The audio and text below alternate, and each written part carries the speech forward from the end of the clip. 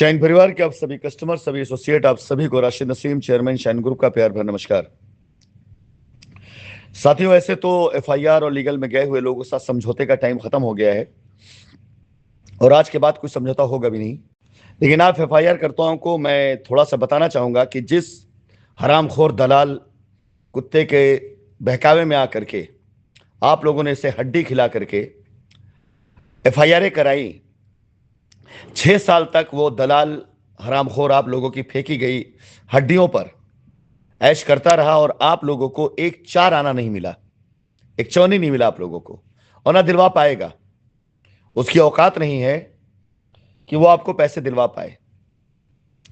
और आज जब कुछ कस्टमर्स जिनके लिए पैरवियां आई, जो अपनी माफियों को मांगते हुए जिन्होंने केस वापस लेने की बात करी, और मैंने पहली शर्त रखी थी कि आपकी केस वापसी से यदि कंपनी को एक प्रमोशनल फायदा नहीं मिलेगा तो हम कोई केस वापसी नहीं लेंगे, अन्यथा आपके खिलाफ हम क्वेश्चनिंग में जाएंगे या ट्रायल में आपको अपने लगाए गए आरोपों को साबित करना पड़ेगा।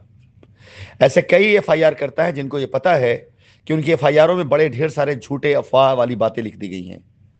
उन्होंने जब समझ करके अपनी एफआईआर वापस लेनी शुरू करी तो इस हरामखोर दलाल कुत्ते ने ऐसे कस्टमर्स को फोन करके धमकाना, मतलब अपनी औकात दिखाना शुरू कर दिया। खैर, इसका प्रभाव न तो कस्टमर की सेहत पड़ने वाला है, ना अब किसी की सेहत पड़ता है, ना कोई इस हरामखोर से डरता है, क्योंकि इसकी कही कोई बात आज तक साबित नहीं हुई है। आज तक इसका कहा कुछ भी सही साबित नहीं हुआ है। फिर भी आप कस्टमर से मैं कहना चाहूंगा कि आप लोग जिन्होंने ये समझौता कर लिया है, बाकी जो नहीं किए हैं वो बैठे रहें, जाएं। इसके साथ साथ उनकी भी जिंदगी के दुर्दिन शुरू होने वाले हैं, लेकिन इसकी औकात नहीं है कि ये किसी कस्टमर का कोई नुकसान या कोई अहित कर ले। ये कुछ कस्टमरों को नोटिस भेजने की बात कर रहा है। कानूनन इसका कोई अधिकार नहीं बनता है, क्योंकि थर्ड पार्टी है।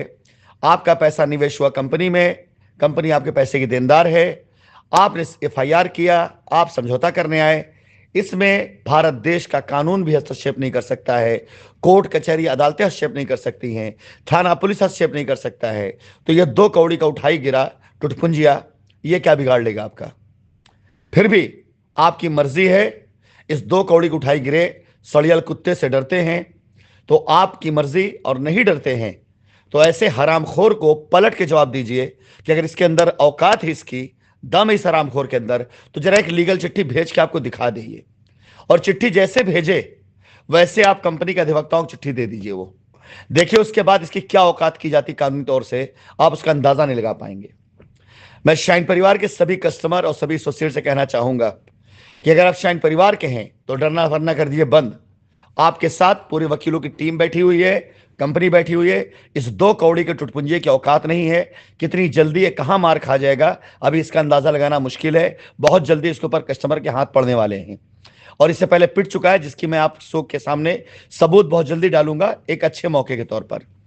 लेकिन अब अगर ये आपको धमकाता है, डराता है, एफआईआर के लिए या वापस लेने पर आपको गलत बोलता है, फोन करता है, रिकॉर्ड कर इसकी रिकॉर्डिंग, इस हरामखोर की रिकॉर्डिंग को कोर्ट में चलाएंगे। फिलहाल ये सूचना आप सभी कस्टमर्स के लिए है जो एफआईआर वापस करा चुके हैं। इस हरामखोर के इस तरह की धमकियों से डरिएगा मत। ये हरामखोर कुछ नहीं कर पाएगा, और इसको बोलिए कि इसके अंदर दम है, आपको एक नोटिस भेज देंगे। ये खाली नोटिस भेज तो दे, उसका देखिए इसने एक नोटिस बना करके हमारे इस कस्टमर को भेजा। पहले ही हरामखोर खुद एफआईआर करवाता है, तब ये राय नहीं देता, और अब कहता है सरकारी अधिकारी थे, सरकारी ऑफिसर थे, सरकारी कर्मचारी थे, तो आपको अपने विभाग से परमिशन लेना चाहिए था। एफआईआर करते हुए हरामखोर ने ये राय नहीं दी। जब कस्टमर ने एफआईआर वापसी ले ली तो ये हरामखोर खुद ही फंसा रहा है। इस तरह की इसकी औकात है, ये इसकी फितरत है। कुत्ता भी शर्मा जाए इस हरामखोर के कुत्तापन के आगे। फिलहाल डरने की आवश्यकता नहीं है। कल मैं आप सब कस्टमर साथ एक मीटिंग करूंगा, जूम मीटिंग। अपनी बात रखिएगा, कहीं कोई शंका है उसका समाधान किया जाएगा। निश्चिंत रहिए, डरना बंद करिए। कंपनी और कंपनी टीम आपके साथ खड़ी है।